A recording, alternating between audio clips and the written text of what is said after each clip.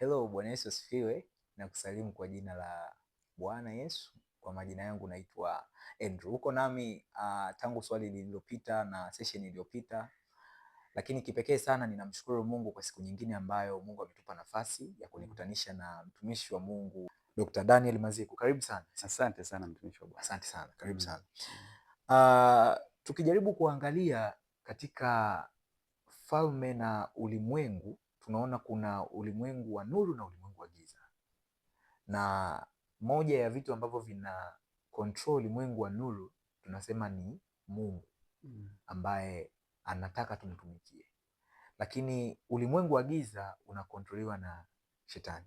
Sasa kuna mbinguni lakini kuna kuzimu. Tunayo maswali mengi ambayo sisi kama Wakristo tunajiuliza kwamba pamoja na kwamba Mungu anataka kuabudiwa na ni Mungu ambaye yuko mahali kote, ameumba mbingu, kwa nini huyu Mungu ambaye ana upendo aliruhusu kuzimu ipate kuwako? Karibu sana mtumishi wa Mungu. Asante. Rudia swali. Asante. Tumeona kwamba Mungu anaketi mbinguni na pamoja na kuketi mbinguni lakini yupo mahali kote. Sasa kuna kitu kinaitwa kuzimu ambacho mtazamaji wa siku ya leo anayo maswali mengi sana. Mojawapo ya swali ambalo tumekuwa tukijiuliza na mimi pia nikiwa ninajiuliza mara nyingi ni kwa habari ya kwa nini huyu Mungu mwenye upendo aliumba kuzimu. Sasa asante sana kwa swali zuri. Asante. Na kwa nini Mungu aliumba kuzimu? Na kwa hali ya kawaida tunasema kuzimu ni sehemu ambapo sio salama, ni sehemu ya waovu waliotenda dhambi. Yaani kwa nini aiweke sehemu hiyo kama nani? Sio swali lenyewe, si ndio? Tunasema kwamba Shetani alivyoasi hakutaka kujirudi, si ndio? Na Mungu ndiye aliyeumba vitu vyote. Aliumba mbingu, aliumba malaika, aliumba dunia tunayoiona, aliumba na kuzimu kwa sababu maalum. Kuzimu iliumbwa kwa sababu ya Shetani na malaika zake, na Mungu aliumba kwa sababu tu ni Mungu ambaye alimhukumu Shetani na malaika zake kwa sababu ya uasi. Kwa hiyo ni shoti Mungu neno lake anakuja kulithibitisha katika kitabu cha Mathayo ile sura ya 25 mstari wa 41. Yesu Kristo anasema kwamba anawaambia watu wenye dhambi kwamba ondokeni kwangu, nyie muende kwenye nini? Kuzimu, ambayo imeandaliwa kwa ajili ya Shetani na malaika zake. Kwa sababu ya msingi kwa nini Mungu aliumba kuzimu ni kwa sababu ya Shetani na malaika zake.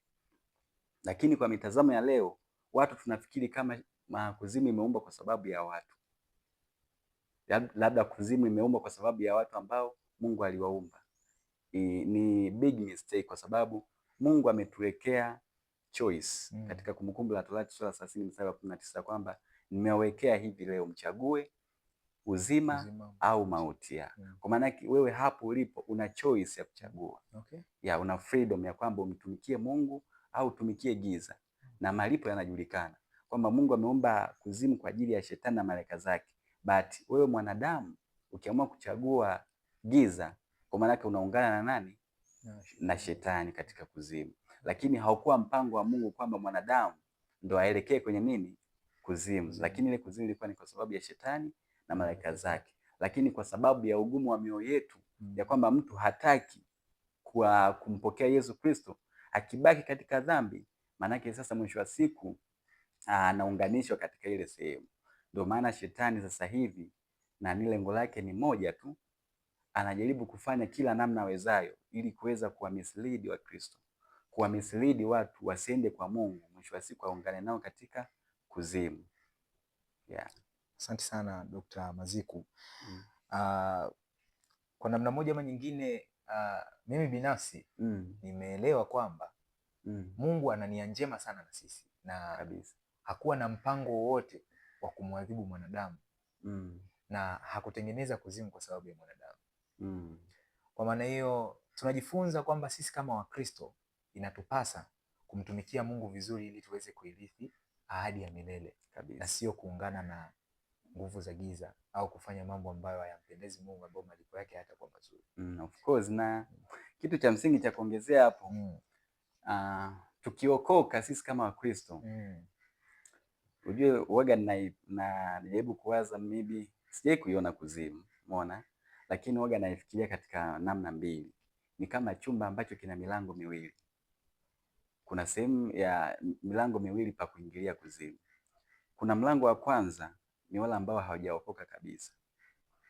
Kama haujampokea Yesu, unaishi katika maisha ya dhambi, umeukataa wokovu, huo ni mlango wa kwanza ambao utaingia moja kwa moja wapi? Kuzimu, ambao pia ni shetani anajitahidi kukublind, kukupotosha kila siku, ili usiweze kuona njia ya nuru kuelekea mbinguni. Kwa mlango wa kwanza ni hawa ambao hawajampokea Yesu kabisa, wanaendelea kuishi katika maisha ya dhambi, mwisho wa siku wataingia katika kuzimu. Mlango wa pili, it's very interesting, ni mlango ambao ni wa watu ambao wameshaokoka. Can you imagine? Siwatishii kusema kwamba maybe ukiokoka, kuna namna maneno ya Mungu yanasema kwamba ukimwamini na kumkiri Mungu utaurithi ufalme wa Mungu. Ni sahihi, si ndio? But tukiwa katika maisha ya wokovu, kuna mambo mengi yanajitokeza katika wokovu. Maana yake kunasema kwamba kuna mlango mwingine wa pili unatokea pale ambapo mtu anaweza akakengeuka kutoka kwenye ile imani yetu. Kwa huyu mtu akikengeuka na wakati ameshampokea Yesu Kristo, hana garantia kwamba ataingia mbinguni moja kwa moja. Kwa hata katika maisha yetu ya wokovu yana vita kila siku. Shetani anajaribu kutupigia kila siku ili tuweze kuingia katika mlango wa pili huu ambao tayari tunajiona kama tumeokoka. But kama usipokaa vizuri na Mungu, kuna probability ukaanguka dhambini na usishindwe kunyanyuka tena, mwisho wa siku kaingilia mlango wa pili kwenda kuzimu. Tumuombe Mungu sana tusaidie, lakini sisi pia tuwe na juhudi binafsi katika kumtafuta Mungu. Ndio maana Petro anasema kwamba tuishindanie hii imani ambayo tumepewa mara moja tu. Si ndio? Kwa sababu tumepewa mara moja. Tuishindanie, kwa sababu ukiipoteza utaingilia mlango wa pili kwenda kuzimu. Okay. Kwa hiyo tuendelee kumtafuta Mungu, tuendelee katika ukiona umeanguka sehemu, muombe Mungu toba, uweze kurejea katika imani yetu na uweze kusonga mbele kuishindania ile imani ambayo Mungu ametuachia. Okay.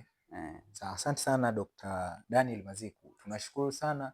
Natumai kwamba mtazamaji wetu wa siku ya leo, yapo mambo ambayo umejifunza kutoka kwa mtumishi wa Mungu, na mimi ni kuachie wasaa kuweza kutafakari maisha yako, usije ukawa miongoni mwa wale ambao wataingia kupitia mlango wa pili. Mungu akubariki sana. Asante kwa kuwa pamoja nasi. Dr. Maziku, Mungu akubariki sana. Barikiwe pia. Asante sana. Amen.